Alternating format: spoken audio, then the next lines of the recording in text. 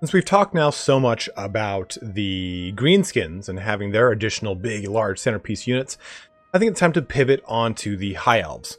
Now, this is, again, an extrapolation on some of the units that I brought up as speculation in my Eltharion and Grom the Paunch video that is going to be linked in the upper right corner right now. So, we talked about the Rogue Idol of Gork, and we have talked about the Colossal Squig. Now, in my video, I discussed two big, large centerpiece units for the High Elves, the Arcane Phoenix and the Merworm. Today, we're going to talk about that Arcane Phoenix. And, excuse me, allergies abundance all over the place. One thing that is pretty important to note about the Arcane Phoenix is how important Phoenixes are in general to the overall kind of lore and importance of High Elves society. In addition to that, this was one of the only models in Monstrous Arcana that actually didn't get its own set model. It was just expected she would take the Phoenix model from the High Elf kit, which was amazing, and just make it an Arcane Phoenix in some way, shape, or form. Now, we're gonna read this little lore blurb on the Arcane Phoenix, then we're gonna go into the stat card as we always do, and we're gonna talk about some of the different options and special rules for the Arcane Phoenix because there are quite a few. So let's go ahead and dive in here on the Arcane Phoenix. Arcane Phoenixes are majestic and fearsome creatures, with wingspans as great as any of the mighty war eagles of the High Elves.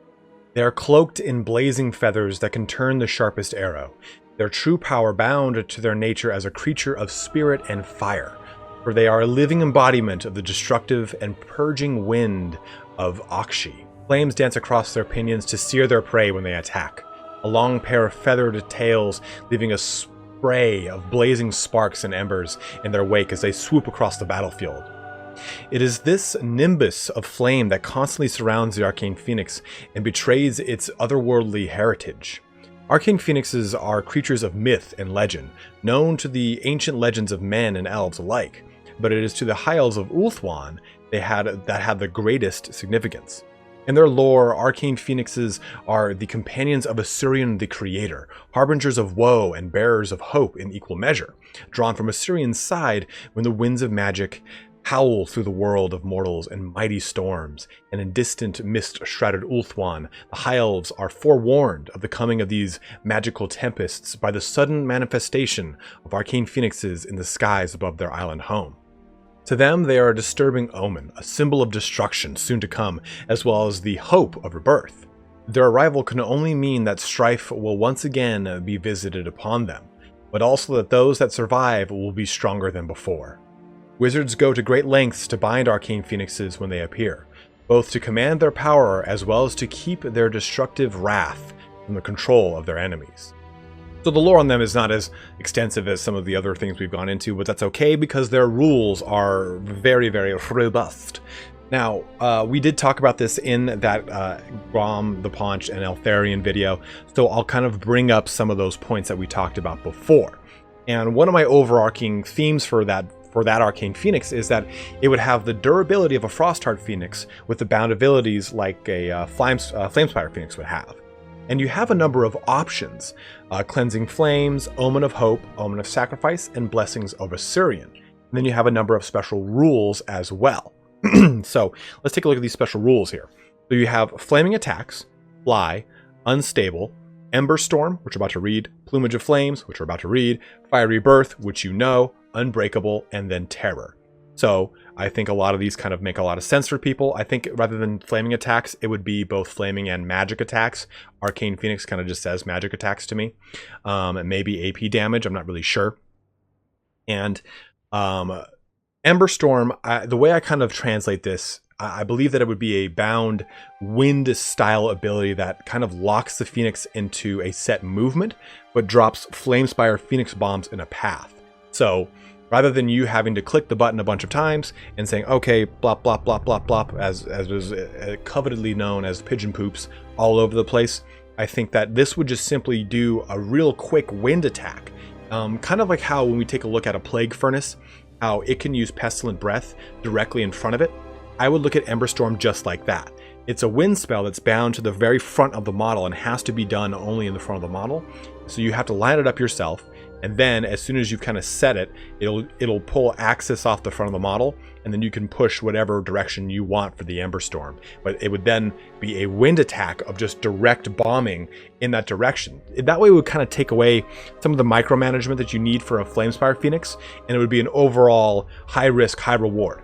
So you're gonna force your Phoenix into a set path that will drop these bombs, and if it drops these bombs, great, it's gonna do damage, but it's gonna be at the other end of where it was. So maybe at that point it'll be locked down by a Howling Warp Gale, it'll get focused by range fire, whatever it is, you're just getting your high risk, high reward with Ember Storm.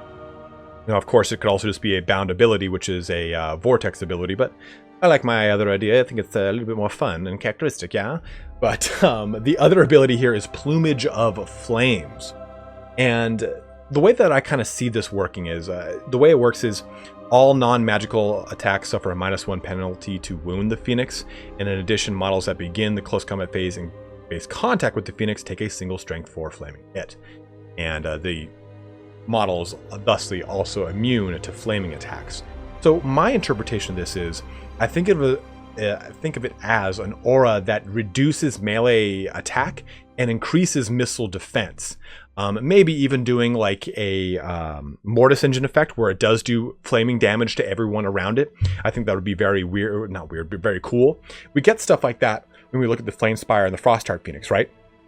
They get portions of their abilities that are bound off of, say, the Winds of Magic, right? So the Frostheart Phoenix is more durable when there's more Winds of Magic. Also, it has a chilling effect, so it reduces melee attack of things around it. So I think Plumage of Flames has to be that kind of dipping into both ends of the Frost and the Flamespire Phoenix, and giving you kind of that ultimate, quote-unquote, Phoenix in this one.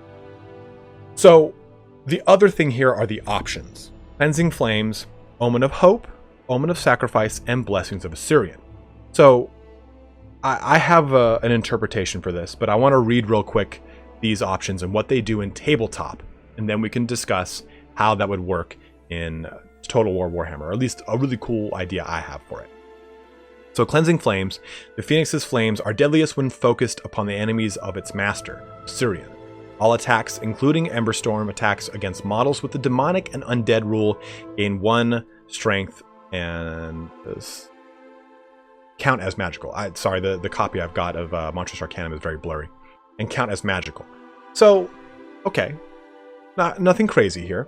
But again, magic attacks, there's that kind of hinting on that. Omen of Hope. The mere sight of a phoenix lifts the spirits of the High Elves when destruction looms, I think that is. Deadliness looms, doubt looms, something looms. When included in a High Elf army, the Phoenix has the Hold Your Ground special rule normally applied to battle standard bearers. So that's your Omen of Hope. And if these don't make a lot of sense to you, don't worry about it. I'm going to put it into Total War Warhammer terms. I'm just trying to give you guys an idea of how this works already. Omen of Sacrifice. The Phoenix drives the otherwise stoic High Elves into a suicidal fury. All High Elf units within 10 inches of the Phoenix during the close combat phase gain the Frenzy special rule. Ooh. Blessings of Syrian. The Phoenix bears with it the blessings of the most powerful of the elven gods, Syrian the Creator. The Phoenix gains the Always Strike First special rule. So some of these things don't apply to Total War Warhammer, right? Or some of these things are too niche, right? Like Demon and Undead rule, getting +1 to attack against them. Okay. Always Strike First. Well, they don't have that anymore. Or we don't ever have that. Hold Your Ground, well, that's applied to generals only. So here's how I would kind of look at this. I would look at this as stacking buffs similar to how you have for the Black Coach. And I think Cleansing Flames, the way it could simply be translated, is just simply an increase to weapon strength on the Arcane Phoenix. Omen of Hope would essentially grant the Arcane Phoenix Encourage, and this stacks up as it stays in combat, forcing the Arcane Phoenix to kind of stay in combat a little bit more, getting you better benefit out of Plumage of Flames. So I think that needs to kind of happen, is you use Phoenixes currently as almost like a hit and run type thing to focus down and goon down enemy lords. I think the Arcane Phoenix can be a little bit tankier, and Omen of Hope, giving that encourage to units around it, kind of helps you solidify that role. Sacrifice, Omen of Sacrifice, I think then grants either Frenzy to just the Phoenix or Frenzy to things around it, which might be very broken depending on how that works. Maybe it's a reduced form of frenzy, or maybe since it is the tier 3 of the frenzy, you know, it's got to stay in for so long. Tier 3 of this ability, in my mind, it's got to stay in for so long for it to trip off. Maybe that kind of balances it. And the last thing, Blessings of Syrian, I would think just gives the Arcane Phoenix a ward save, an innate ward save, or maybe even just a physical resistance buff that it can then trip off. So those are some of the ways that I could see all 4 of these options being included in the Arcane Phoenix in a fun manner. I mean, this is me basically looking at the Black Coach rules from tabletop and saying, oh, that's what Creative Assembly did? They took all the options for the Black Coach and just made it a stacking buff the longer it stays in combat. So I think that that's kind of the cool way to do it. And the Arcane Phoenix can really be a lot of cool things. In tabletop, the Phoenixes were mounts, mainly the Frostheart Phoenix. Well, the Flamestar one was as well. For, say, stuff like the Anointed of Syrian, or Caradrian, one of the named character Anointed of Syrian. So maybe with the Anointed Phoenix, we get access to Caradrian or Anointed of Syrian added into the game. And for all intents and purposes, guys, the Anointed of Syrian is basically like a souped up leader of Phoenix Guard, just a very strong version, just to kind of put it in watered down terms rather than going into it in depth. So maybe the Arcane Phoenix gives you a chance to have that as a mount, or I'm sorry, the Anointed Phoenix, the Anointed of Syrian can have the Arcane Phoenix as a mount. Or it even says, wizards go to great length to bind Arcane Phoenix. And I mentioned that in that video, we do need to see Archmages. They're the only missing Lord portion of the High Elves. So maybe this is an actual mount option for Archmages. That'd be very exciting and very different, because that way, you know, you're not just dealing with Ithilmar barbed horses and Great Eagles in the same way that you have for Alarielle. I think it kind of adds a little bit of flavor and spice to the Archmage class or slot that makes them a little bit more appealing than just say, okay, well, why would I want to choose an Archmage of life when I can just choose Alarielle and just have healing out the ass? So, oh, well, now I get an Arcane Phoenix with it? Well, maybe that's a little bit more worthwhile. So hopefully you enjoyed this little foray into the Arcane Phoenix. It's probably the one thing I've discussed so far I am potentially most excited for. I don't know if this is going to be included in the Grom the Paunch and Eltharion DLC. I think it, to be totally honest, I hate to say it, but I think it might be a little bit of a stretch. I think that there are other units in the High Elf roster that are better included in the game. White Lion Chariots for one.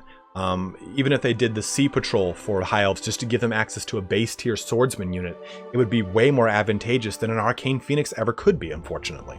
But I think the Arcane Phoenix adds so much flavor to what is necessarily not supposed to be a beast faction in the same way that the Dark Elves are, or the Chaos supposed to be, or Greenskins are, but like a majestic beast faction as far as these Great Eagles and these Griffins and these dragons, all these regal creatures. Again, we don't have Griffins in the game, and Eltharion would add Griffins. So maybe the Arcane Phoenix is that way to kind of dip into the dreaded flying circus of the High Elves that was so coveted in the tabletop. But as always, guys, thank you so much for watching here today. Again, let me know in the comment section below if there's any other cool units from the Monstrous Arcanum you'd like me to do. I'm thinking of a really cool video I'd like to do wherein I talk about the Chaos Dwarfs as a potential new quote-unquote beast faction. And when I say beast faction, just to kind of circle back on that real quick, I'm saying a faction that relies on large creatures and monsters as a huge portion of its staying power or its aggressive power. And you get that again with Greenskins, with Beastmen, with Dark Elves, with Chaos. Those were a lot of the big things behind them. Like Dark Elves and High Elves were very similar, but Dark Elves had a lot of big, scary, destructive beasts with tits and snakes for hair. But still, my point remains, I think the Chaos Dwarfs are going to be that for Warhammer 3. They're going to be a really cool beast faction, much in a different way than the Ogre Kingdoms have to be.